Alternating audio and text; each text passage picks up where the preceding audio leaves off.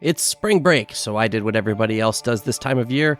I went rock climbing. Well, not really, but I did Bite Rocker Games' new game, Insurmountable, and did rock climbing that way. Insurmountable is a roguelike mountain climbing game. That is not a verbal typo. It is a roguelike mountain climbing game. There is a story in this game based on which character you choose. They usually revolve around exploring a mysterious island, but it varies from character to character. No matter which character you choose though, the story is going to be very thin and only is furthered by reading on-screen text. These text boxes will be more about the events that are happening to your character in that moment and not really any actual plot point. After various play sessions and multiple hours playing this game, I did not see any furthering of the storyline at all with my character, but I was also not able to even finish one mountain. As mentioned before, the levels are all randomly generated, so every time you play, it will be something different. The gameplay consists of you clicking on hexagonal points on a map to explore the mountains to find events and items. Think of the events like playing the old game Oregon Trail, where things will happen that can either help you or hurt you based on random luck or the decisions that you make. The items that you find will give you different boosts on different stats in the game. This is because all while you're exploring, you need to keep track of your sanity, your body temperature, your energy, and your health. Unfortunately, I've completely summed up all that Insurmountable has to offer. The game just consists of you clicking on spots, watching animations play out way too slow even when you speed them up, reading some text, making a decision, and going from there. Wash, rinse, and repeat. While there is a day-night cycle and some weather that can affect you, everything just seems way too random and based on luck instead of skill. Items are very sparse in the game and they barely affected how the outcome of the game would play out.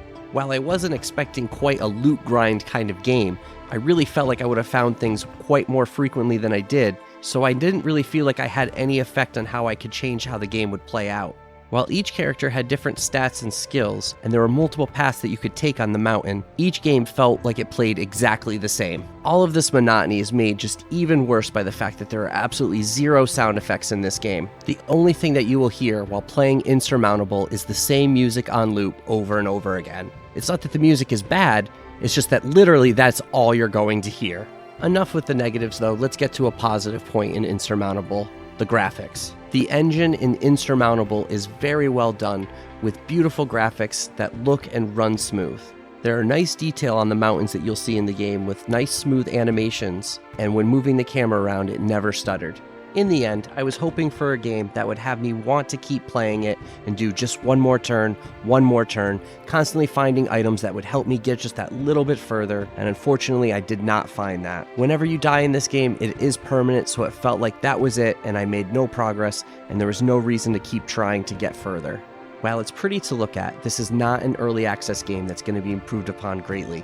This is unfortunately the final product that we're going to get. And because of that, I cannot recommend anybody to buy this particular game unless you really like the idea of clicking and finding random things happening. Maybe next time, you guys.